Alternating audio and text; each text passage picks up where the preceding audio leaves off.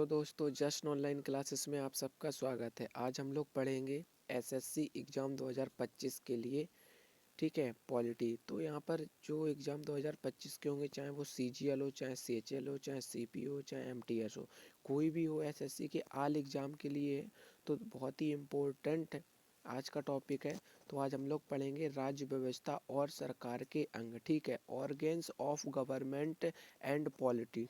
ठीक है, तो आज हम लोग पॉलिटी पढ़ेंगे और इम्पोर्टेंट है। तो यहाँ पर देखिए, पहला टॉपिक क्या है, यहाँ पर है लिखित संविधान। ठीक है, तो लिखित संविधान।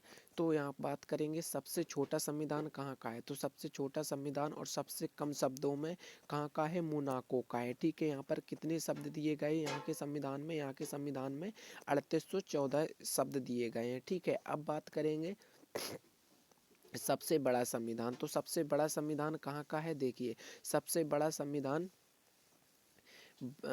संविधान भारत का है। ठीक है, सबसे बड़ा संविधान कहाँ का है, भारत का। इसमें कुल शब्द कितने दिए गए हैं, 1,17,369 शब्द। ठीक है, और कुल अनुच्छेद कितने हैं, 395। ठीक है, यहाँ पर अनुच्छेद दिए गए हैं और 395 से 448 तक है प्रेजेंट में है। ठीक है, अब बात करेंगे अनुच्छेद। ठीक है, अनुच्छेदों को कहाँ के, यूएस के संविधान में आर्टिकल 7 में। ठीक है, 7 आर्टिकल हैं ये कहाँ के संविधान में, यूएसए के संविधान में। ठीक है, अब हम लोग पढ़ेंगे अगला टॉपिक क्या है, इंग्लिश। ठीक है, तो इंग्लिश में किसने लिखा था, प्रेम बिहारी नारायण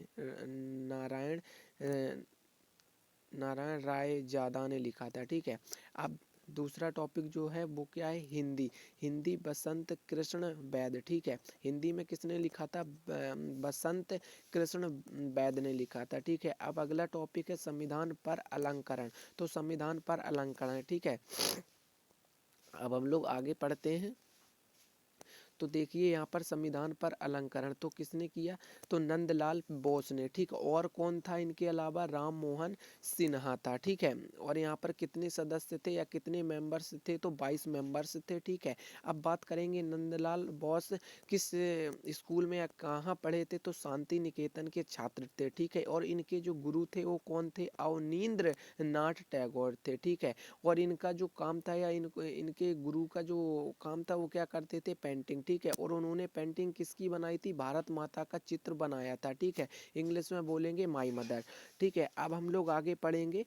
आगे देखिए यहाँ पर दिया गया है, संविधान सरकार के अंगों की शक्तियों की सीमाएं तय करता है। ठीक है, तो संविधान सरकार के अंगों की शक्तियों की सीमाएं तय करता है। अब हम बात करेंगे कि सरकार के अंग कितने हैं, तो बात करेंगे सरकार के अंग 3 होते हैं। ठीक है, सरकार के अंग 3 होते हैं, ऑर्गेन्स ऑफ गवर्नमेंट से। ठीक है, सरकार के अंग 3 होते हैं। तो कौन कौन से होते हैं ये देखिए, यहाँ पर लिखा नंबर 1 में विधायिका, नंबर 2 में लिखा है कार्यपालिका, नंबर 3 में लिखा है न्यायपालिका। ठीक है, ठीक है, अब इसके बाद हम लोग क्या पढ़ेंगे कि विधायिका का कार्य क्या होता है। ठीक है, और कार्यपालिका का क्या होता है और न्यायपालिका का क्या होता है। तो यहाँ पर देखिए सत्ता का 36, यहाँ पर लिखा सत्ता का 36 वितरण। ठीक है, तो यहाँ पर सरकार के 3 अंग होते हैं, कौन कौन सा, पहला होता है विधायिका, दूसरा होता है कार्यपालिका, तीसरा होता है न्यायपालिका। ठीक है, अब बात करेंगे इसका कार्य क्या होगा विधायिका का, तो विधि का निर्माण। ठीक है, क्या करेगी, सबसे पहले विधि का निर्माण करेगी, और कार्यपालिका क्या करेगी, विधियों का क्रियान्वयन करेगी। ठीक है, और इसके बाद न्यायपालिका क्या करेगी, कानूनों की व्याख्या या न्याय प्रदान करेगी। ठीक है, अब बात करेंगे विधायिका। ठीक है, लेजिस्लेटर, तो इसमें क्या होगा, देखिए विधायिका में दो होंगे, पहला होगा केंद्र, दूसरा होगा राज्य। ठीक है, और इसमें न्याय कार्यपालिका में क्या होगा, इसमें भी दो होंगे, कौन सा, केंद्र होगा और फिर राज्य होगा। और इसमें क्या होगा, न्यायपालिका में देखिए एकीकृत। ठीक है, न्यायपालिका में क्या होगा, एकीकृत होगा। ठीक है, इसके बाद न्यायपालिका के बाद आते हैं हम लोग कि विधायिका। तो विधायिका में कितने होते हैं, 2 अंग होते हैं, कौन कौन से, सेंट्रल और स्टेट, मतलब कि केंद्र और राज्य। तो सेंट्रल में जो होगा वो संसद होगा, संसद। ठीक है, आर्टिकल कितने में, 179 में। ठीक है, अब बात करेंगे संसद के बाद क्या होगा, राज्यसभा। राज्यसभा कितने में होगा, तो 80 में होगा। ठीक है, बात करेंगे लोकसभा। लोकसभा क्या होगा, लोकसभा क्या होगा 81 में होगा, ठीक है। अब बात करेंगे राज्यसभा, राज्यसभा में क्या होगा विधानमंडल, ठीक है, आर्टिकल 168, ठीक है। अब बात करेंगे विधान परिषद 169 आर्टिकल, ठीक है। अब बात करेंगे विधान सभा में, तो विधानसभा में कितना 170, ठीक है। अब बात करेंगे कहाँ की कार्यपालिका, ठीक है। कार्यपालिका में क्या है, तो देखिए कार्यपालिका में दो अंग होंगे, कौन कौन से होंगे, केंद्र और राज्य, ठीक है। तो यहाँ पर जो केंद्र सरकार होगी वो क्या करेगी, देखिए राष्ट्रपति का जो वो होगा, राष्ट्रपति किस में काम करेंगे, आर्टिकल 52 में, ठीक है। उपराष्ट्रपति आर्टिकल 63 में, प्रधानमंत्री आर्टिकल 75 एक में, ठीक है। और मंत्री परिषद कितने में होंगे, आर्टिकल 74 में, ठीक है। अब बात करेंगे राज्यपाल, तो आर्टिकल 153 में, ठीक है। मुख्यमंत्री 164 में, ठीक है।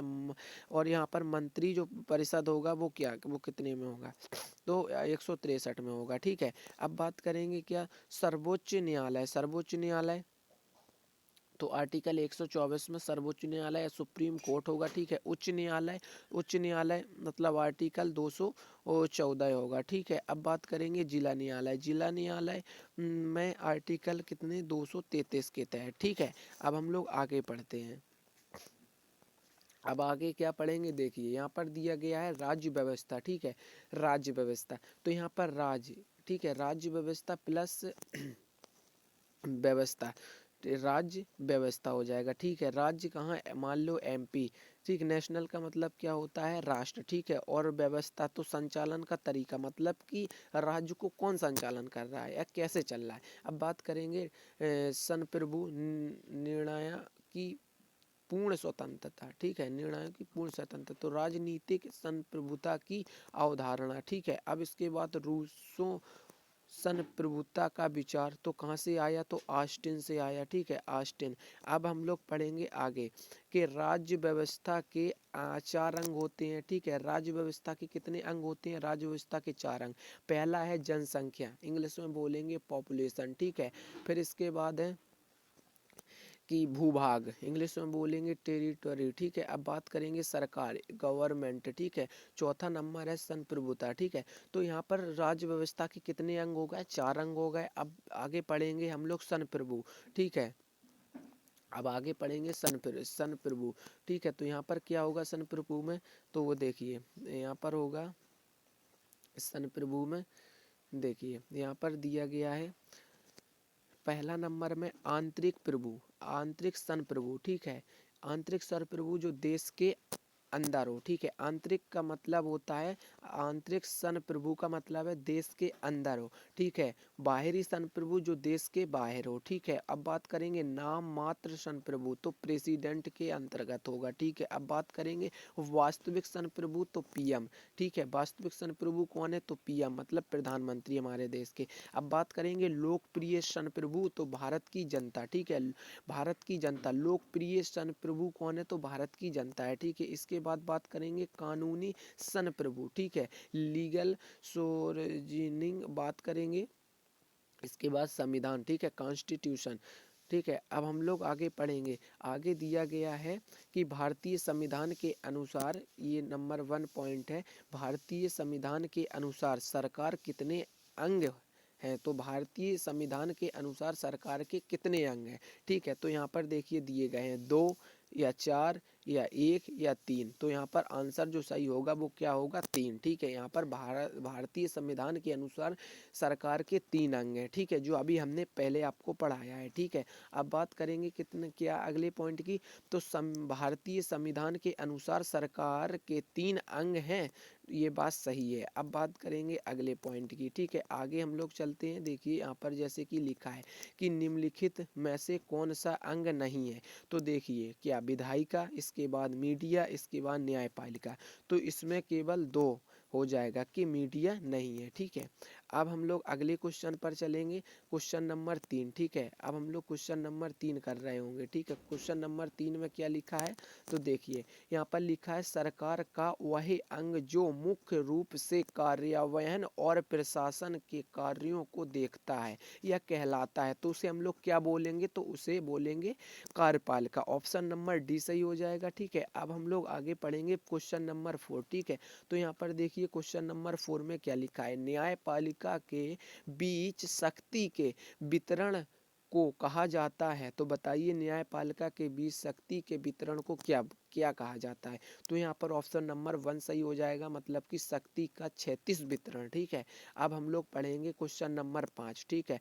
तो क्वेश्चन नंबर 5 क्या कह रहा है, भारतीय संविधान राज्य के 3 अंग विधायिका, कार्यपालिका और न्यायपालिका के कार्य और उत्तरदायित्वों को परिभाषित करता है, ये शक्तियों का बंटवारा सुनिश्चित करता है। तो इसको हम लोग क्या कहते हैं, तो इसको देखिए ऑप्शन नंबर डी कहते हैं, तीनों अंगों के बीच सस्ता, ठीक है, का संतुलन बना रहे, सत्ता का संतुलन बना रहा है, ठीक है। अब हम लोग पढ़ेंगे आगे क्वेश्चन नंबर 6, ठीक है। क्वेश्चन नंबर 6 क्या कह रहा है, देखिए निम्नलिखित में से सरकार की एकात्मक विशेषता क्या है, ठीक है। तो निम्नलिखित में से सरकार की एकात्मक व्यवस्था क्या है, क्या बताइए, लिखित संविधान, या इसका ऑप्शन जो बी सही होगा अलिखित संविधान, ठीक है। शक्तियों का विभाजन, ये भी गलत हो जाएगा, स्वतंत्र न्यायपालिका, ये भी गलत हो जाएगा। अब बात करेंगे क्वेश्चन नंबर 7 की, ठीक है।